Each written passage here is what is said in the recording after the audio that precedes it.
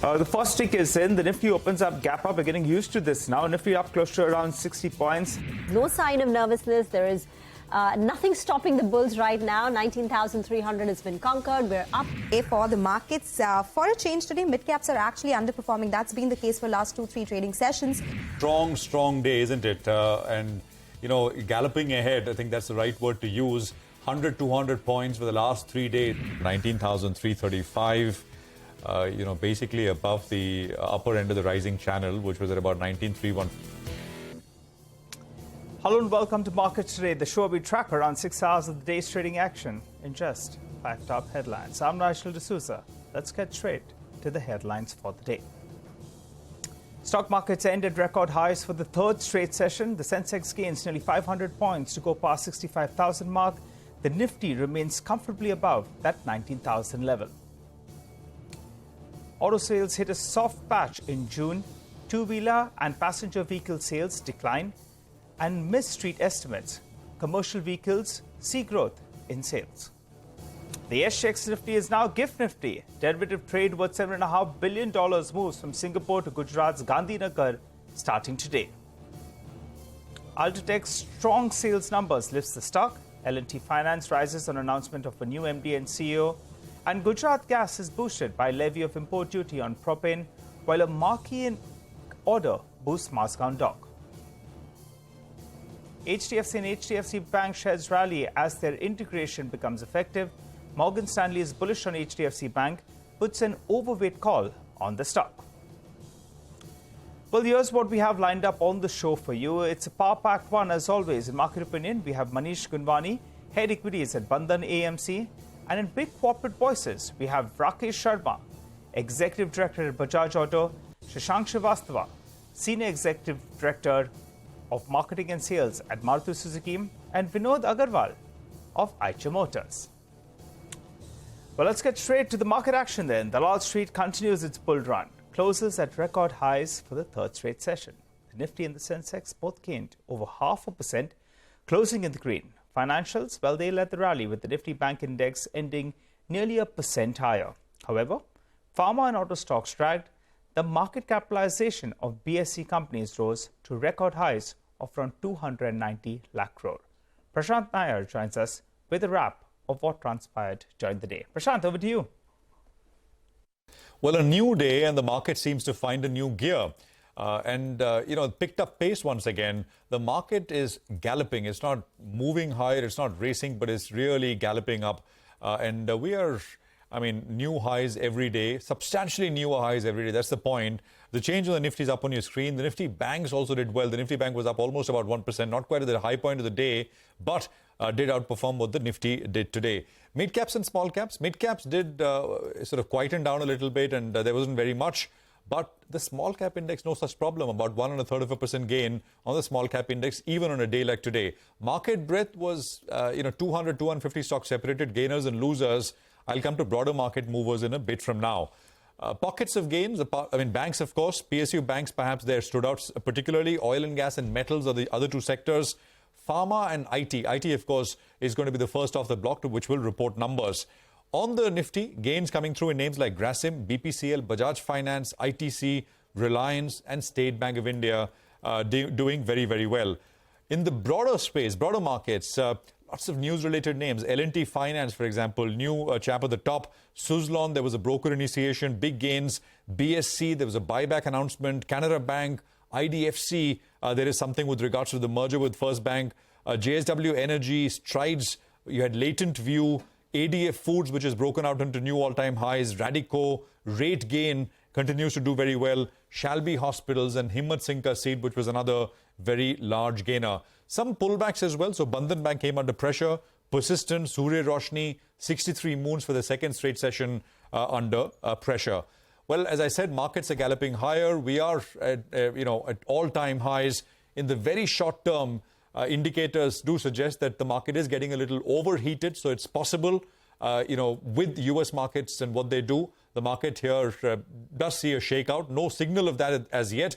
But if you're trading in the very near term, you need to be mindful that the market has added about 400 points very, very quickly in the last 4 odd sessions. Back to you. Indeed. Thanks a lot for that, Prashant. Well, in market opinion, Manish Gunvani of Bandhan AMC says that even though the market is all-time highs, it hasn't really moved much in the past 2 years. Well, he's overweight on banking, cement, as well as auto names. Let's hear him out. I know it's all-time high, but if you see on a 2-year basis, the market hasn't really done all that much. We are in a fairly peculiar configuration where the Fed is hiking rates, commodities are correcting, but at the same time, EM currencies are doing well. So I think the story of this year is actually the fall in the dollar, because if you see typically when the dollar falls, commodities go up. So the surprising part is commodities are falling, but yet emerging market and emerging market currencies, they're doing pretty well. So that's the peculiar configuration we're facing, which is kind of, I think, being the main contributor to this bull run of recent times. I think a bet on rural makes sense. Overall, our view is that the domestic economy is poised better than the global economy, because while we are seeing emerging markets do well at this point of time, the intensity of monetary tightening is such that you have to be prepared that at any time some big global event may happen, whether it's in credit or geopolitics, etc. But I think the domestic economy is on strong footing. So our focus or our overweights have been more in domestic sectors, which include financials, as you mentioned, cement, real estate, industrials, auto, etc. Well, BSE surged 8%. The board is planning to consider a buyback proposal on July 6th. The move comes less than a month after the BSE sold 47 lakh CDSL shares for nearly 470 crore rupees. Surbhi joins us to fill us in with key details. Surbhi? They're going to consider this buyback on 6th of July. Now, looking at the cash levels, it's a very cash-rich company. They have around 20 to 92 crores of cash on their balance sheet. This is close to 25% of their current market cap. Additionally, in June, they had sold their stake in CDSL, for which they had received close to 470 crores. So, along with that, now the total cash balance available to them is 2760. Their net worth is 2800 odd crores. So the buyback size could range anywhere between 280 to 700 crores. Anything above 700 crores, they will require shareholder approval. So, but they have enough cash on their books to fund this buyback. Apart from that, last week NSE has withdrawn its notification of shifting their Bank Nifty expiry to Friday on BSE's request. So that also will have additional volumes on BSE, and they have been gaining market share in the cash segment as well. So all of these things are going to work in favor of BSE. Well, indeed, it's working in favor of them. Thanks a lot for that, Surbhi. Moving to our second headline now, the Nifty Auto Index. Well, that was the top sectoral loser today.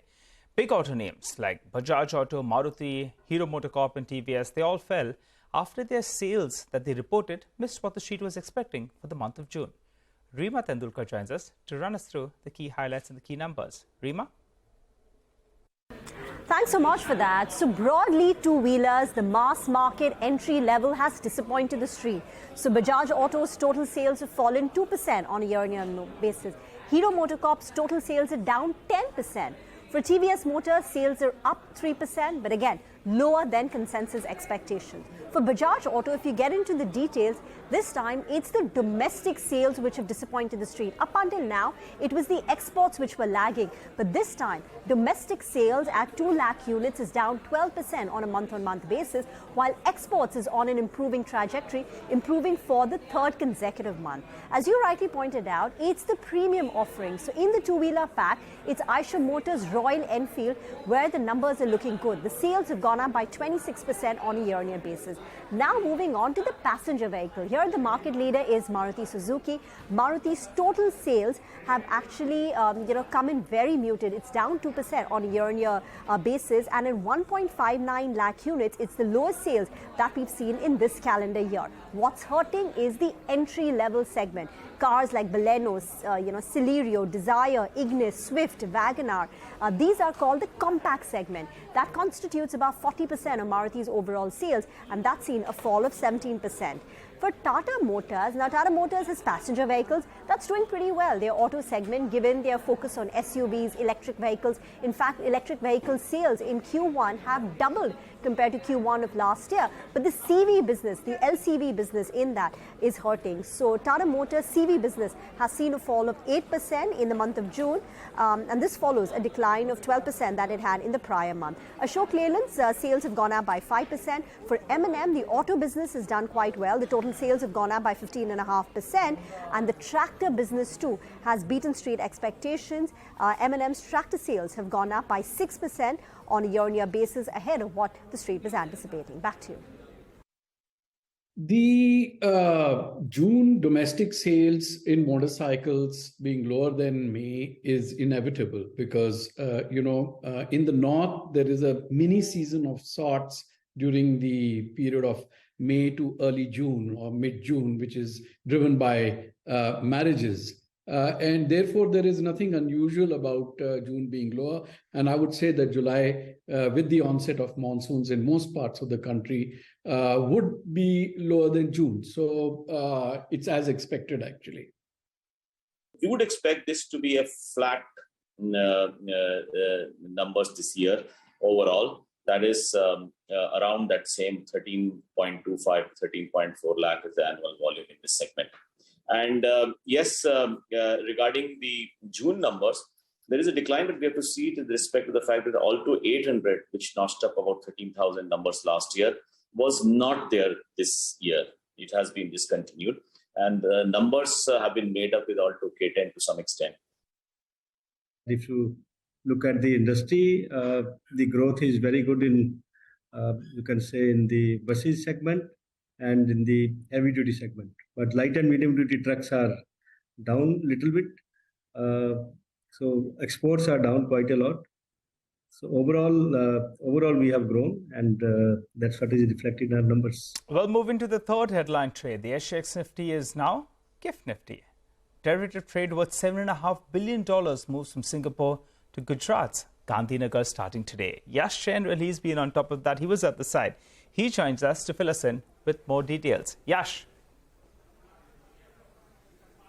Well, Nigel, after 2 decades of long association, India has finally bid goodbye to SGX Nifty. SGX Nifty starting today has rebranded itself to GIFT Nifty. But is it just the name that changes? Absolutely not. Because what will happen starting today is all the futures trade on Nifty contracts, which used to be placed with SGX Nifty, will now be routed to GIFT Nifty here at NSE IFSC in GIFT City of Gandhinagar. Not just routing of orders, but these orders will be matched and settled by 2 entities which will be based out of the GIFT City in Gandhinagar as well. Now, as far as the shifts are concerned, it's a 21-hour trading session with 2 shifts. The first one starting from 6:30 a.m. to 3:40 p.m. The second one between 5 p.m. to 2:45 a.m. What has this transition entailed? Well, about $9.4 billion worth open interest has moved to GIFT Nifty from SGX Nifty, and so far the GIFT Nifty exchange has had a volume of about $1.3 billion US, which earlier on SGX Nifty on a daily basis would be $1.5 to $2 billion.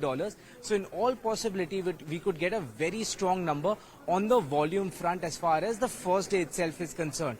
4 products will be available for trading under the GIFT Nifty series: GIFT Nifty 50, GIFT Nifty IT, GIFT Nifty Financial Services.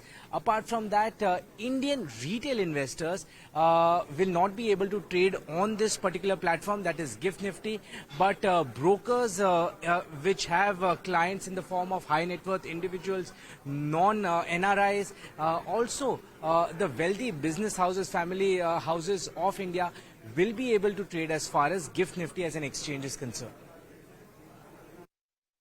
NSE IX has its own 60 members and their customers. We already have 40 more members in pipeline. So by this year end, we should have around 100 local members at the NSE IX. GIFT Nifty, it's a pure derivatives products, and that's where the retail investors may not be able to trade. But the depository products, that is the depository receipts of Microsoft and many other US companies, the investors would be able to directly invest. A lot more offerings which we directly give to our members. So single stock futures which are traded in India, single stock futures and options, all of them are available at our exchange. And I think this year in the budget there has been an announcement about allowing offshore derivative instruments in the GIFT City zone. So I'm sure a lot of international brokers will be excited with that as soon as that gets operational regime. So I think a lot more liquidity is expected even on the single stock future side. Well, time to slip into a short break. Up next, you come back and we'll run you through the remainder of the headlines that we're tracking for you. Don't go anywhere.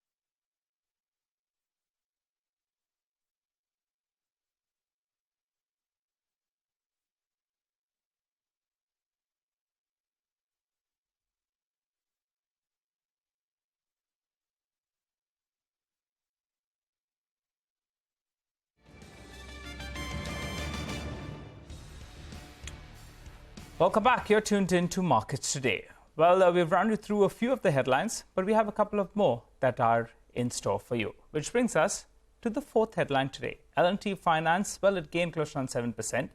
The company has onboarded Mr. Roy as their new managing director and CEO. He's supposed to take charge starting 24th of January 2024. Abhishek joins us to tell us why the street is reading this as a big positive. Abhishek.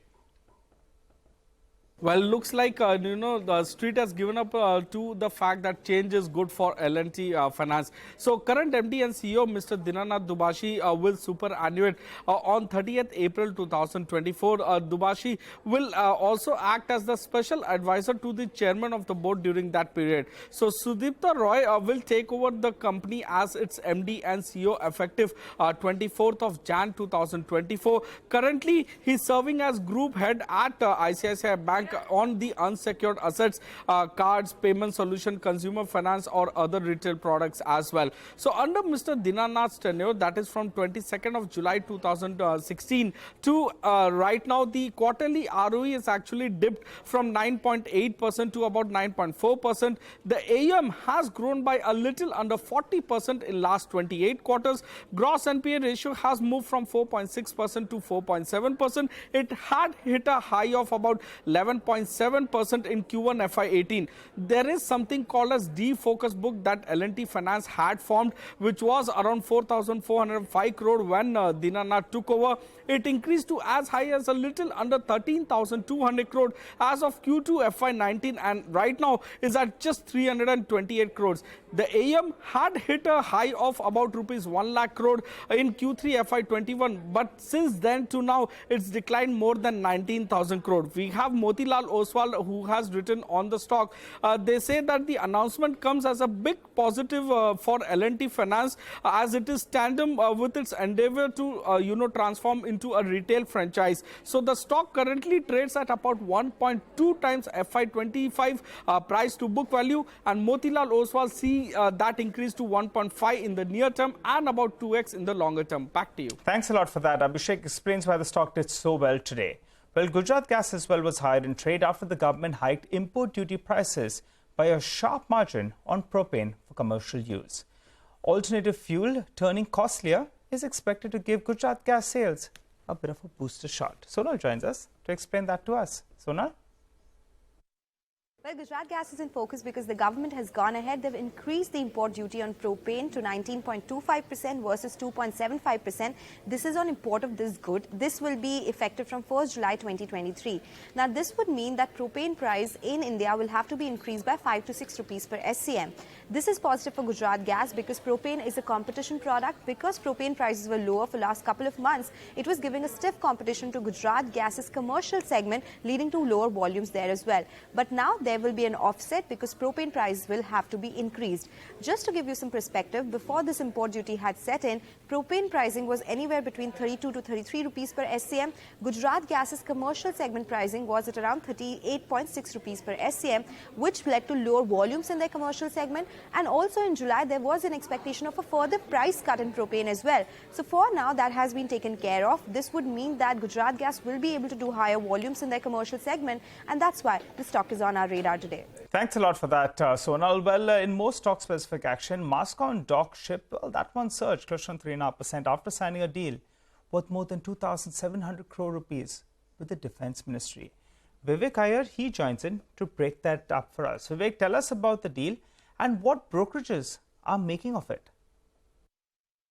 Well, absolutely right. We've been having this conversation multiple times in the terms of kind of strong ordering activity the entire defense space is seeing. And it's now extended into the shipbuilder space.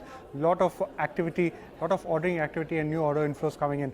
Like you mentioned, Mascon Dock, the Defense Ministry has gone ahead and signed a deal of almost 2,725 crore with Mascon Dock. This deal is for a medium refit with life certification for a particular submarine known as INS Shankuj, and this adds to the strong order backlog that the company currently enjoys of over 38,750 crore. Now, this particular order backlog was at the end of March 2023. Apart from that, HDFC Securities too recently wrote a note on Mascom. They believe that there are a few key triggers that one should watch out for. Number one, the Defence Acquisition Council has gone ahead and approved procurement of 8 corvettes, and this is something that they believe is an opportunity size of close to 36,000 crore for the shipbuilding space. They believe this particular order could be split into 2 companies, and Mascon Dock is a likely candidate to get at least a chunk of this particular order. That also is acting as an important catalyst for the stock today. Thanks a lot for that, Vivek. Well, Ultratech Cement, the stock was higher in today's trading session. They came out with their quarterly numbers and they've started this trend in the last couple of quarters. And why shouldn't they, right? The numbers are looking absolutely splendid. On a year-on-year basis, the growth was to the tune of close to 20%. Remember, in Ultratech Cement's numbers, you have the consolidated numbers. That's the headline 20% growth. And you have a couple of smaller verticals like the white cement business as well as the international business. But the street takes a cue from the grey cement sales, which is bulk of their sales. And now there they grew by 20%. The street grew, industry roughly around 14-15% approximately. So clearly they gain market share. And on a huge base, earlier they were 150, 120 million tons, now they're in excess of around 130 million tons. On a higher base, they're functioning at 90% capacity utilization levels. Tells you why the street liked these numbers, and that's why that stock ended higher. But moving on then, the first quarter of FY24 has come to an end, and it turned out to be the best for new age companies like Paytm, Nykaa, as well as Zomato. Hormuz joins us to run us through the key numbers. Hormuz, take it away. India's new age tech companies, Paytm, Zomato, Nykaa and the likes have had their best quarter since listing in terms of share price returns. The April to June quarter turned out to be a good one for these companies as they gained anywhere between 15 to 50%. Now take Paytm for example. After having corrected to an all-time low of 438 from its IPO price of 2150, the stock gained 35% between April to June. Now also Zomato gained nearly 50% during the quarter. And now, in fact, for stocks like Nykaa and CE Infosystems, which is also known as MapMyIndia, it was the first ever quarter since their listing in which they have given positive returns to shareholders. Now, two reasons that we can put a finger on for this surge. One, most of these companies have now laid out a clear path towards profitability. And two, beaten down valuations after they corrected substantially from their IPO price.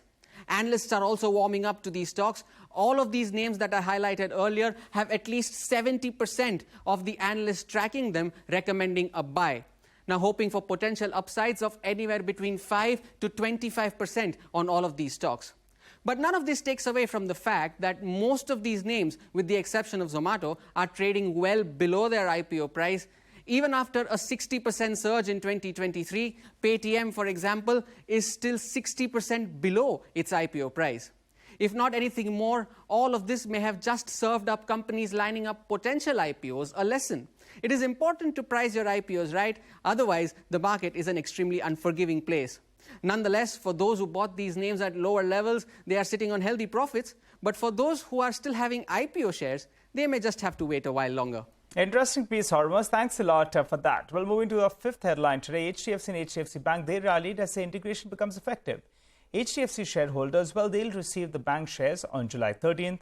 Brokerage firm Morgan Stanley is bullish on HDFC Bank. Abhishek's back with us to run us through the details of that report. Abhishek? Well, Morgan Stanley has returned on SDFC Bank. They have resumed their rating on the stock with an overweight rating. Target price is about 2,110 rupees per share. So SDFC Bank trades at 16 time 1 year forward EPS, which is a discount of about 20% to their 15-year mean price valuation that if you see. So strong trailing investment and cyclical tailwinds with benign asset quality, as well as the fact that retail deposit franchise has improved a lot for SDFC Bank, will help navigate the merger challenges that are there. So FY24 EPS growth is seen around 13% on a YOY basis. However, they expect the bank to return to 17 to 18% EPS growth after year one of the merger. So SDFC Bank is now big, but it's also more powerful given the fact that it gets access to secured and long-term, long-tenure retail mortgages as well, and a large customer base that they get from SDFC Limited. So direct access to insurance and other subsidiaries as well, along with geographical reach, which are on the superior side when compared to other private banks as well. Indeed. Thanks a lot for that, Abhishek. On that note, though, we'll have to wrap up on this edition of Markets Today. Thanks so much for watching.